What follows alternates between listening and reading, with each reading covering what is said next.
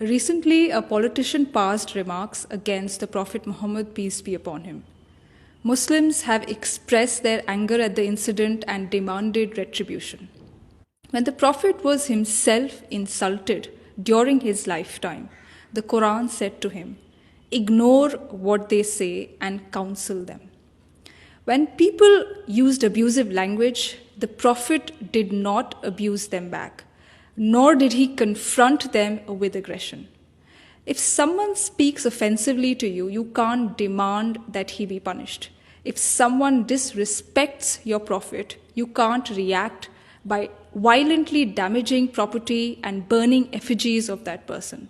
If someone has hurt your religious sentiments, you can't react by raising angry slogans on the street and pelting stones at people.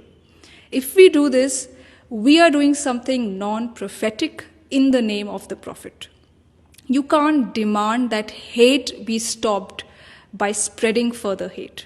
This is why the Prophet has said, God does not wipe out evil with evil. God wipes out evil with good. In Islam, abuse of the Prophet or blasphemy does not invite physical punishment, not even an apology. The Quran clearly states that prophets were sent to every town, but people ridiculed every prophet who came to them. But nowhere does the Quran prescribe punishment against such verbal attacks.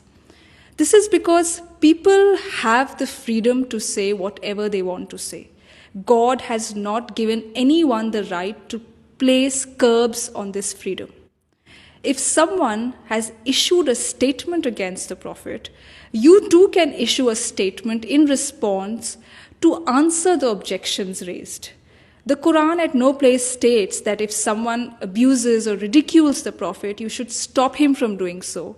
And if he does not stop, you should demand that he be arrested or beheaded. Hazrat Aisha Raziyallahu Anha, the Prophet's wife, and a towering intellectual figure in early Islam, has said, "The Prophet never took revenge on anybody for anything personal. When people hurled accusations at the Prophet, he did not make angry speeches against them. Rather, he remained patient at their behavior."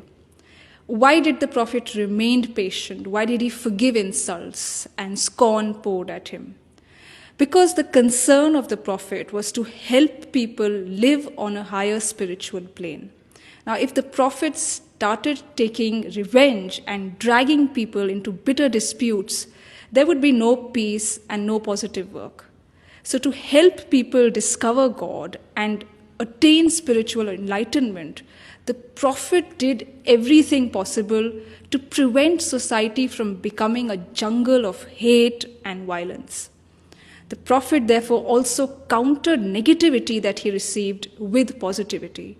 And he famously said, "Forgive those who wrong you and do good to those who harm you." And we must remember that the Prophet's dignity and honor cannot be questioned by someone's fiery statements on TV or on social media. Outrage against someone who has defamed the Prophet cannot protect the Prophet's dignity. The Prophet raised his dignity and honor himself during his lifetime with God's help. And that's a historical fact. Nobody's remark against the Prophet can lower his dignity now. When someone disrespected the Prophet during his lifetime, a companion urged the Prophet to invite God's curse on that person. But the Prophet instead prayed for the person who had blasphemed against him. He prayed to God for that person. Today, instead of praying to God for people who speak against the Prophet and having well-wishing for them, we demand the worst treatment for them. So it is time for us to introspect. Is the Prophet's honor and legacy protected by pouring our outrage on social media and on the streets, or by following his teachings in our own life? The Prophet has taught us that there is higher dignity in rising above defamatory comments and defamatory statements.